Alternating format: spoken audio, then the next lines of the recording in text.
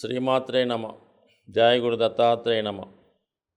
ఈ వీడియోలో మనం మీనరాశి వారికి ఒక గొప్ప అదృష్ట యోగం అన్నది ఈ ఫిబ్రవరి 3వ తారీఖు నుంచి ఏర్పడబోతున్నది. సో అది ఏ విధంగా అంటే, ఆల్రెడీ ధనస్థానంలో ఉన్నటువంటి గురువు ఫిబ్రవరి 3వ తారీఖున భరణి నక్షత్రం మీదకి మారడం జరుగుతుంది. అయితే ఈ గురువు స్టార్ లార్డ్ అయినటువంటి శుక్రుని ఫలితాలు ఇవ్వాలి, అలాగే తన యొక్క రాస్యాధిపతి అయినటువంటి కుజుడి ఫలితాలు ఇవ్వాలి. అయితే ధనస్థానంలో ఉన్నటువంటి గురువు ఇస్తున్నటువంటి ధనయోగంతో పాటు దశమ స్థానంలో ఉన్నటువంటి శుక్రగ్రహ ఫలితాలు అంటే ఉద్యోగంలో అభివృద్ధి, అదనపు బాధ్యతలు, మార్పు, ఉద్యోగంలో పై అధికారుల యొక్క సహకారం, స్త్రీల యొక్క సహకారంతో వృత్తి విషయాల్లో అభివృద్ధి కలిగిస్తాడన్నమాట. అలాగే కుజుడు యొక్క ఫలితాలు ఇవ్వాలి. సూక్ష్మంగా కుజుడు లాభస్థానంలో ఉండడం వల్ల భూములు వల్ల, స్థిరాస్తుల వల్ల, తండ్రి గారి వల్ల, పెద్దవారి వల్ల మీకు సహకారం లభిస్తుంది. అలాగే మీ యొక్క అన్నదమ్ముల సహకారం లభిస్తూ ఉంటుంది. అలాగే ప్రభుత్వ అధికారులు, పోలీస్ డిపార్ట్మెంట్ వారు, రాజకీయ నాయకులు, రియల్ ఎస్టేట్ రంగంలో ఉన్నవాళ్ళు, వీళ్ళ సహకారం అనుకూలంగా ఉంటుంది. ఈ రంగంలో ఉన్న వాళ్ళకి కూడా అనుకూలంగా ఉంటుంది. అంటే మొత్తం మీద ఏంటంటే, ఈ మీనరాశి వారికి రాబోయే ఫిబ్రవరి 3వ తారీఖు నుంచి సుమారుగా 2 నెలల పాటు ఈ అదృష్ట యోగం అన్నది పడుతుంది. సో ముఖ్యంగా వీళ్ళకు ఉన్నటువంటి ఏలినాటి శని ప్రభావం ఆల్రెడీ స్టార్ట్ అయ్యి 1 ఇయర్ అయింది. వీళ్ళ జీవితంలో రాబోయే 6.5 సంవత్సరాలు, దాని తర్వాత జీవితం కూడా హ్యాపీగా ఉండాలి, ఎటువంటి ఒడిదుడుగులు ఉండకూడదంటే ముఖ్యంగా వీళ్ళు చేయవలసింది ఏంటంటే, అప్పు చేయకూడదు. అప్పు చేయకుండా, రుణ ప్రయత్నం చేయకుండా, రుణం చేయకుండా ఉంటే గొప్ప విషయం. అయితే ఏదన్నా ఇల్లు కొనుక్కోవడానికి అప్పు చేయొచ్చు, ఏదన్నా వాహనం కొనుక్కోవడానికి మీ తాహతకు తగ్గట్టుగా ఇన్స్టాల్మెంట్ కట్టే విధంగా చేయొచ్చు. అంతే తప్ప ఏదో సొంత అవసరాలకో, ఏదో బామ్మర్ది పెళ్ళికో, అన్నదమ్ముల పెళ్ళికో, అక్కజల్లుల పెళ్ళికో, ఈ తండ్రి గారి అప్పులు తీర్చడానికో ఇలాంటి కార్యక్రమాల్లో ఇన్వాల్వ్ అయ్యి మీ యొక్క స్థాయిని మించి అప్పు చేస్తే మాత్రం ఇది మీ జీవితాంతం వెంటాడుతూ ఉంటుంది.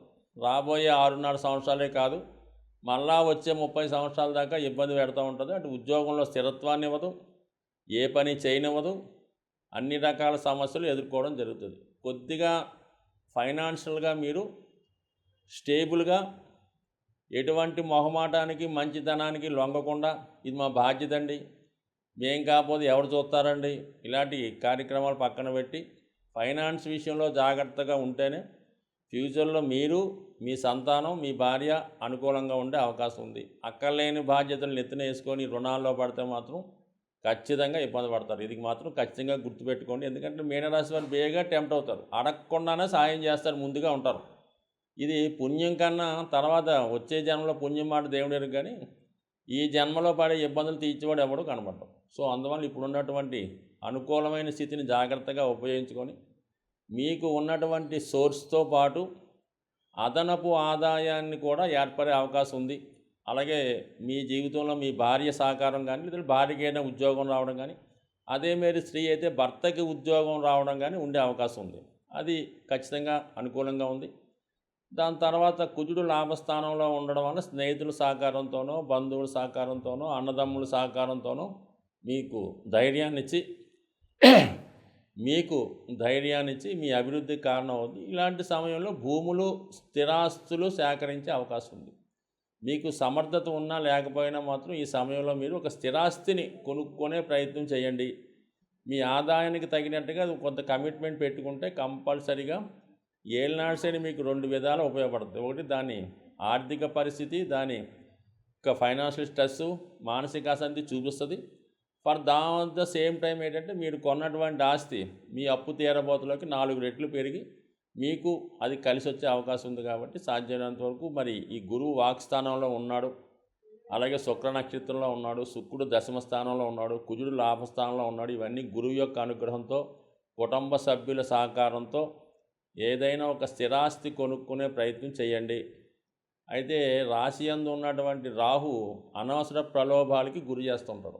ఏదైనా ఎవడో ఎక్కువ వడ్డీ ఇస్తాడండి, మనం ₹2 తెచ్చి ₹10 ఇద్దాం, లేదంటే షేర్ మార్కెట్లో పెడదాం, లేదంటే షేర్ మార్కెట్ ఈజీ మనీలో ఏదైనా ఆన్లైన్ గేమ్స్ పెడదాం, లేదంటే ఎవడో ఎక్కువ పెద్దగా వ్యాపారం చేస్తున్నాడు వాడికి అప్పిద్దాం, ఇలాంటి కార్యక్రమాలు మానేయండి.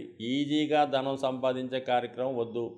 ముఖ్యంగా న్యాయ విరుద్ధంగా జరుగుతున్నటువంటి కార్యకలాపాల్లో పాల్గొనే ప్రయత్నం చేయొద్దు. సాధ్యమైనంత వరకు నిజాయితీగా వాస్తవానికి మీరు నిజాయితీగానే ఉంటారు, కానీ ఆశ చాలా ప్రమాదకరమైనది. ఏది కష్టపడకుండా ఎక్కువగా ధనం వస్తుందంటే ఖచ్చితంగా జాతకుడు టెంప్ట్ అవుతాడు. ఏం పోయింది, పోతే ₹10,00,000 పోతుంది, నెలకు 10,000 వడ్డీ వస్తాయని ఆశపడితే మాత్రం 2-3 నెలలు కరెక్ట్గానే వస్తుంది, దాని తర్వాత మొత్తం పోవడం జరుగుతుంది. సో ఏదైనా ఈ రాశివారు సాధ్యమైనంత వరకు ఈ సమయంలో ఒక స్థలాన్ని కానీ ఇంటిని కానీ కొనుక్కునే ప్రయత్నం చేయండి. అలాగే శుభకార్యాల నిమిత్తం ఎక్కువగా ఖర్చు అయ్యే అవకాశం ఉంది. వివాహ వేడుకలు, పుణ్యక్షేత్రాలు దర్శించడం, తప్పనిసరి పరిస్థితుల్లో చేయవలసిన కార్యక్రమాలు కొన్ని ఉంటాయి. అవి కొంతవరకు ఈ సమయంలో అనుకోని ఖర్చుల మీద పడే అవకాశం ఉంటుంది. వీటన్నిటి నుంచి మీరు బయటపడాలంటే ఖచ్చితంగా దైవ అనుగ్రహం కావాల్సిందే. ముఖ్యంగా రాహుగ్రహ అనుగ్రహం, అంటే రాహువే మిమ్మల్ని మాయ చేసి ఇబ్బంది పెట్టే దిశగా ప్రయాణం చేస్తుంటాడు. అందుకని మీరు రాహుగ్రహ అనుగ్రహం కోసం ఏదో ఒక అమ్మవారి ఆరాధన, ఎస్పెషల్లీ కనకదుర్గ అమ్మవారి ఆరాధన ప్రతిరోజు వీలైతే దేవి ఖడ్గమాల స్తోత్రాన్ని పారాయణం చేయడం కానీ, దేవి భాగవతాన్ని ప్రతిరోజు చదవడం వల్ల కానీ, ప్రతిరోజు ఏదో అమ్మవారి ఆలయ దర్శనం, వీలైతే మీకు దగ్గరలో జరుగుతున్నటువంటి చండీ హోమం, ఈ సప్తమాతృకలకు సంబంధించింది కానీ, లేదంటే దశమహావిద్యలకు సంబంధించింది కానీ, ఏదో ప్రత్యంగర అమ్మవారు కానీ, ఏదో ఒక అమ్మవారిని, ఏదో ఒక దైవాన్ని ఆరాధించడం వల్ల మీరు ఇటువంటి మాయాజాలం, కృత్రిమ మనీ, ఈజీ మనీ నుంచి బయటపడి నిజాయితీగా న్యాయసమ్మతంగా అభివృద్ధి చెందే అవకాశం ఉంటుంది. సాధారణంగా ఈ మనం చెప్పినటువంటి ఈ మాస ఫలితాలు, అలాగే పక్ష ఫలితాలు, ఇవన్నీ కూడా మనం గోచారాన్ని అనుసరించి చెప్పడం జరుగుతూ ఉంటుంది. అయితే జన్మజాతకం అన్నది చాలా ఇంపార్టెంటు. జన్మజాతకంలో జరుగుతున్నటువంటి దశలు కూడా చాలా ఇంపార్టెంట్గా జాతకుడి మీద ప్రభావం చూపిస్తుంటాయి. అయితే జాతకంలో ఉన్నటువంటి విషయాలు ఈ గోచారంలో జరగడం జరుగుతుంటుంది తప్ప, జాతకంలో లేనివి గోచారరీత్యా గ్రహాల వల్ల ఇబ్బంది కానీ నష్టం కానీ జరిగే అవకాశం లేదు. జాతకం ఎప్పుడు కూడా జన్మజాతకం బట్టే నడుస్తూ ఉంటుంది. కేవలం గోచారం అనేది చంద్రుడిని ఆధారంగా మనం చెప్పడం జరుగుతుంటుంది కాబట్టి అది కొంతమందికి జరగనవచ్చు, జరగకపోవచ్చు, కానీ ఇదే ఇంపార్టెంట్గా తీసుకొని ఇదే కారణంగా జరుగుతుందని మాత్రం ఎవరు బెంగపడక్కర్లేదు. ఇదే విషయంలో మనకి ఏదో అదృష్టం కలిసి వచ్చేదని ఆనందపడవలసిన పని లేదు.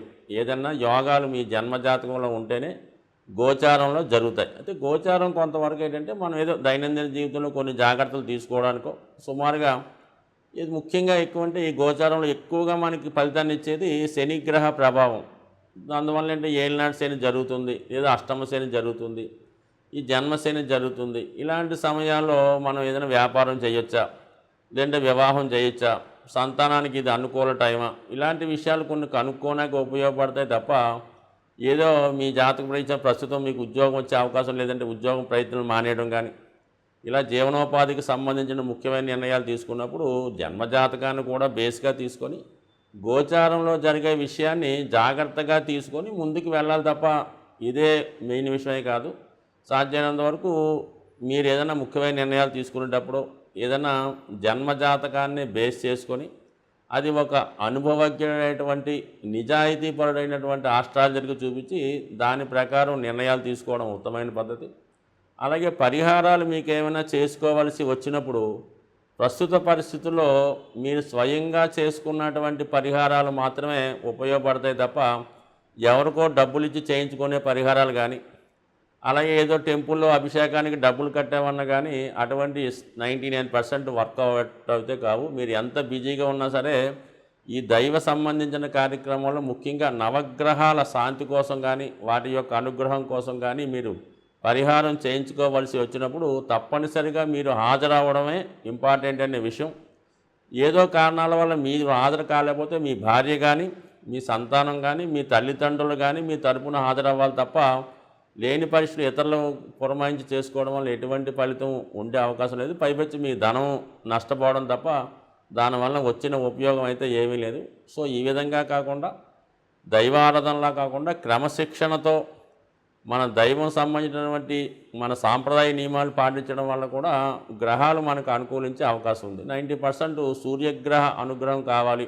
రోజు సూర్య నమస్కారం చేసుకోవడం, తండ్రి గారిని పెద్దల్ని గౌరవించడం, ఆదివారం నియమంగా ఉండడం, శనిగ్రహ అనుగ్రహం కోసం క్రమశిక్షణగా ఉండడం, శరీరానికి సంబంధించినటువంటి శ్రమ పడడం, రోజు ఎక్సర్సైజ్, వ్యాయామం, రన్నింగో వాకింగో చేయడం, మీ కుటుంబంలో ఉన్నటువంటి వృద్ధుల్ని పెద్దవాళ్ళని సేవించడం.